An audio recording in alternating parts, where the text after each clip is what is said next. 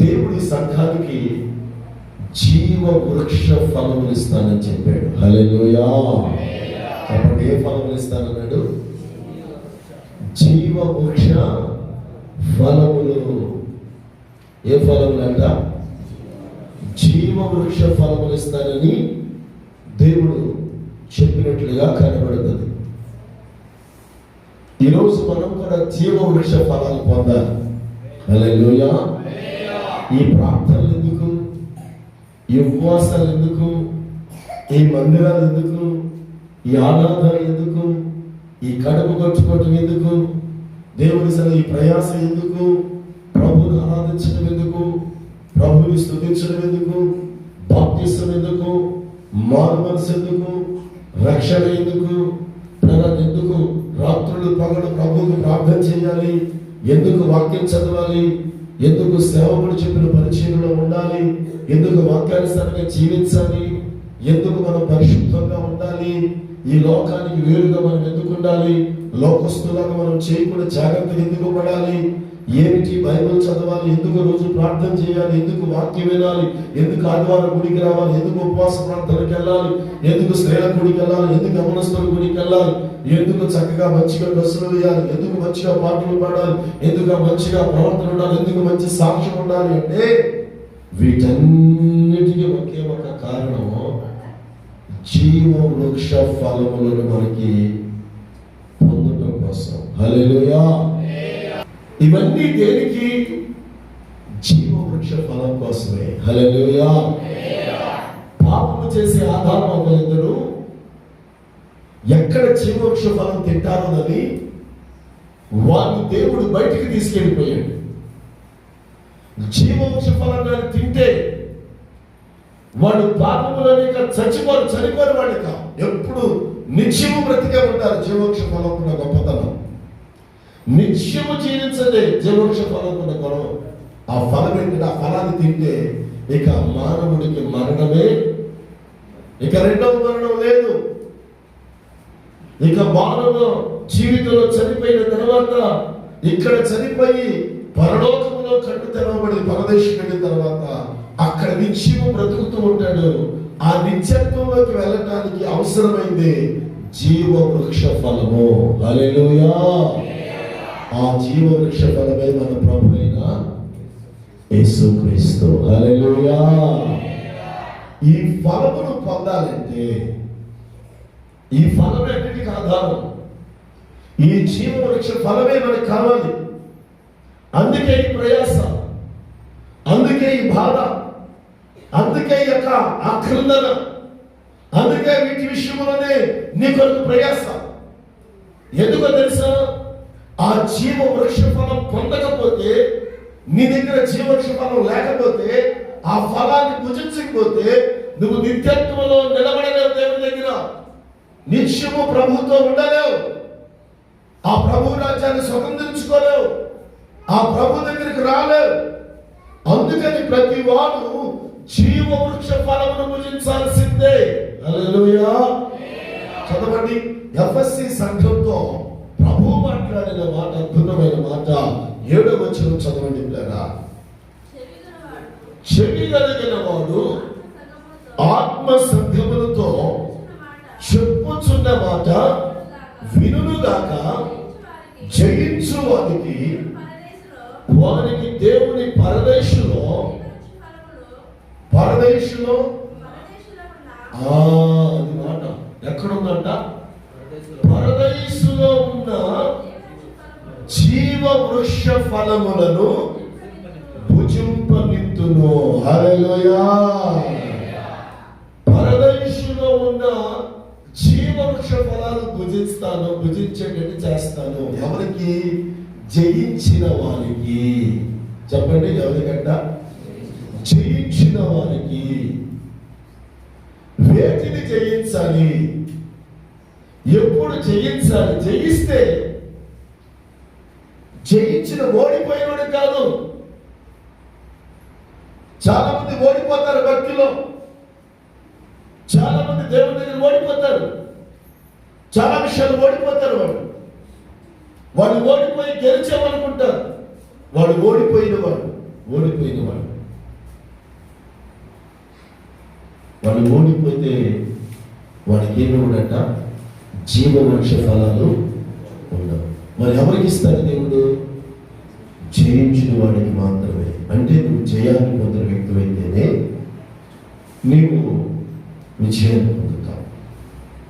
జయించాలి అంటే చాలా కష్టపడాలి, అవునా కదా? ఏమండి, ఇప్పుడు కబడ్డీ ఆడారనుకోండి, కబడ్డీ ఆడేటప్పుడు ఒక జట్టు మొదటి ప్రైజ్ పట్టాలంటే ఎన్ని దెబ్బలు దొరుకుతాయి తెలుసా అండి? ముఖాలు పగిలిపోతాయి, కాళ్ళు పగిలిపోతాయి.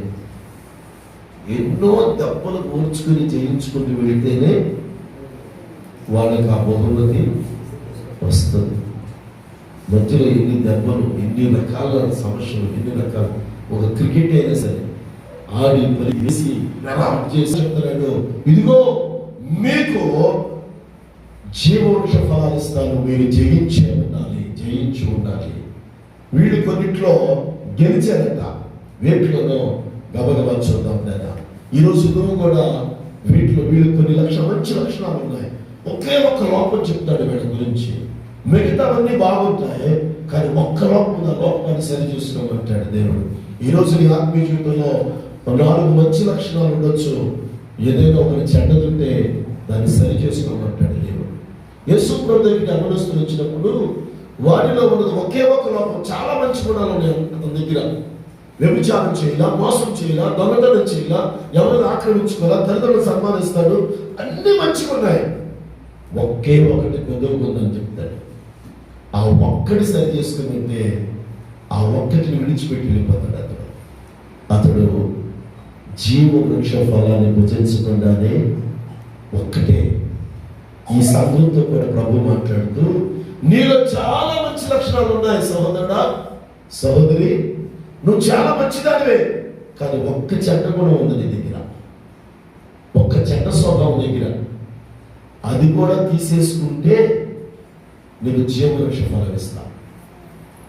నేను అది తీసేసుకోనంటే నీకు జీవవృక్ష ఫలం లేదు. ఆ ఒక్కటి ప్రభు చెప్తున్నాడు ఈ రోజున సంఘంలో.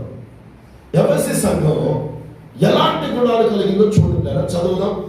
ప్రకటన గ్రంథం 2వ అధ్యాయం 1 నుంచి కొన్ని వచనాలు.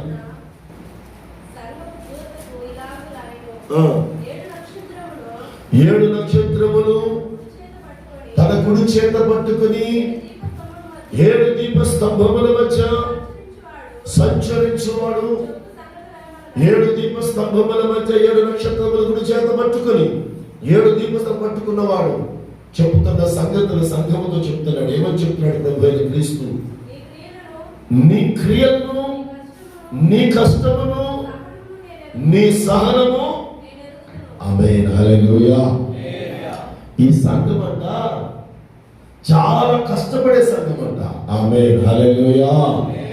ఎలాంటి సంఘం? దేవుని కొరకు బాగా కష్టపడే సంఘం అంట.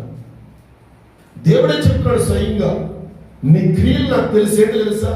నా కొరకు చాలా కష్టపడతాను, రాత్రి మగడు ప్రయాసపడతావు. నా పని అంటే ఇక వేరే పని చూసుకో, నా కోసం కష్టపడేవాడు నువ్వు అని చెప్పి అంటాడు. నువ్వు చాలా సహనం కలిగిన వాడు అంటున్నాడు. క్రైస్తవుడు దేవుడి కొరకు ఏం చేయాలంట? కష్టపడాలి. రెండో చెప్పండి, ఏముండాలి? సహనం ఉండాలి. చెప్పండి, ఏముండాలి? సహనం ఉండాలి. చాలా మందిలో ఈరోజు సహనం కనబడదు.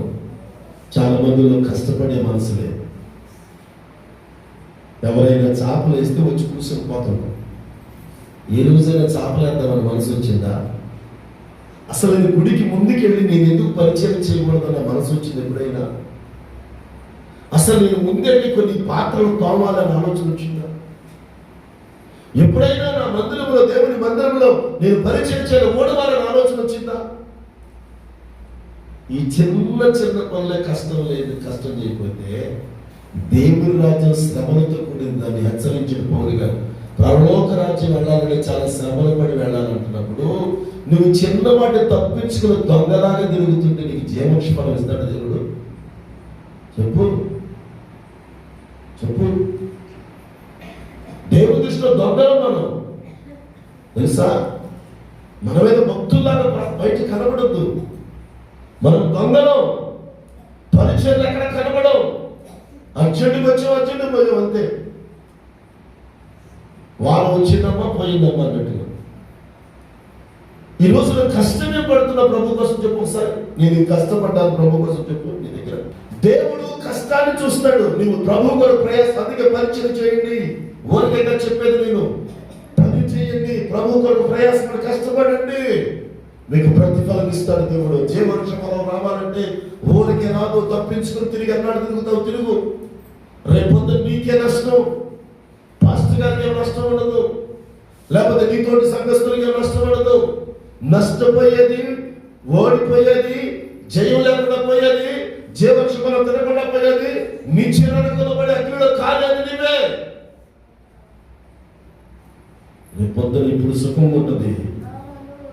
ఎప్పుడైనా గుర్తుపెట్టుకుని ఎప్పుడైనా ఎప్పటికైనా జీవితంలో కష్టపడ్డవాడు తర్వాత సుఖపడతాడు. ముందు సుఖపడ్డవాడు ఎప్పటికైనా నాశనం అవుతాడు, కష్టపడాల్సి వస్తుంది. ఇప్పుడు కష్టపడితే రేపు నువ్వు సుఖపడతావు, ఇప్పుడు సుఖపడితే రేపు కష్టపడాల్సి వస్తుంది. జాగ్రత్త. దేవుని కొరకు కష్టం లేకుండా చెమట పట్టకుండా ఉంటే కష్టం. ఈ సంఘాన్ని చెప్తున్నాడు, అయ్యా ఏ సంఘం అన్నది? కష్టపడే సంఘం. రెండవది సహనం కలిగిన సంఘం. హల్లెలూయా. యేసు ప్రభు చెప్పాడు, కుడి చెంప మీద ఎవడైనా నిన్ను కొడితే ఏం చెప్పాడండి? ఎడమ చెంప చూపించాడు. ఈరోజు అలాంటి వారు ఉన్నారా? కనపడతారా? మర్చిపోయినా అలిగేవాళ్ళు ఎక్కువ, తిరుగుబాటు చేసేవాళ్ళు ఎక్కువ, తిట్టుకునేవాళ్ళు ఎక్కువ, సరుక్కునేవాళ్ళు ఎక్కువ, ఏదైనా చేయకపోతే రాకపోతే అలిగేవాళ్ళు ఎక్కువ. అవునండి. ఈరోజున భక్తిలో ఏమి నేర్చుకున్నామంటే అలగడం నేర్చుకున్నాం. ఏమి నేర్చుకుంటే ఎదురు మాట్లాడటం నేర్చుకున్నాం. ఏమన్నా తిరుగుబాటు చేయడం నేర్చుకున్నాం. ఏం నేర్చుకున్న భక్తులు అంటే ప్రేర ఇవే నేర్చుకుంది సంఘాలలో. వాక్యం ఏం చెప్తుంది? సహించరా బాబు, నీలో సహనమేది, ఓర్పేది. నువ్వు ఇంకెప్పుడు వచ్చుకుంటావు, నిన్ను పరీక్షిస్తాడు దేవుడు నీ సహనం ఉందా లేదని. కొన్ని పరిస్థితులు నీ మీదకి వచ్చినప్పుడు అప్పుడు నువ్వేమన్నా ఇది ఎందుకు వచ్చింది అంటే నీలో ఓర్పేంటో తెలుసుకోవడానికి పంపించాడు దేవుడు. దాన్ని నీ సహనం ఎంత గుర్తించడానికి ప్రభు పంపించాడు. అది నీకు తెలియక బయటపడేస్తావు. నన్నే అన్నాడు, నన్నే చేశాడు, నన్నే నువ్వు భయపడిపోతే దేవుడు అంటాడు, వీడు ఇంకా సహనంలోనికి రాలా. సహించలేని వారు జీవవృక్ష ఫలాన్ని భుజించలేరు. సహించాలి, సహించుకోవాలి, తప్పదు. ప్రభు బిడ్డలుగా మనము సహించాలి.